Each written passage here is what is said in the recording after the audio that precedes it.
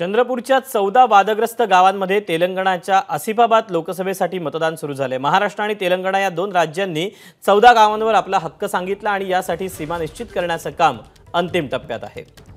याच मतदान केंद्रावरून आढावा घेतलेला आहे सारंग पांडेने। चंद्रपूर जिल्ह्यात देखील लोकसभेसाठी मतदान होत आहेत। चंद्रपूर लोकसभेसाठी 19 एप्रिलला मतदान झालं, मात्र आज आदिलाबाद लोकसभा जी तेलंगणातली आहे त्याच्यासाठी सुद्धा आज चंद्रपूर जिल्ह्यात मतदान होत आहे आणि याला कारण ठरलं आहे तेलंगणा आणि महाराष्ट्र या दोन राज्यांमधला सीमा विवाद।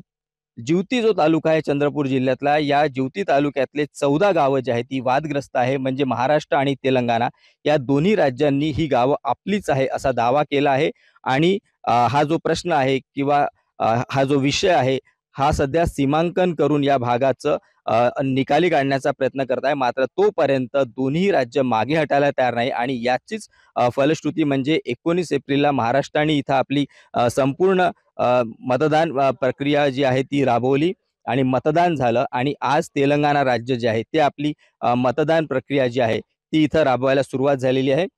कुठेतरी चंद्रपूर जिल्ह्यातलं हे जे लोकसभेचं होणारं तेलंगणाच्या आदिलाबाद लोकसभेचं जे मतदान आहे ते अतिशय रंजक आणि महत्त्वाचं होणार आहे।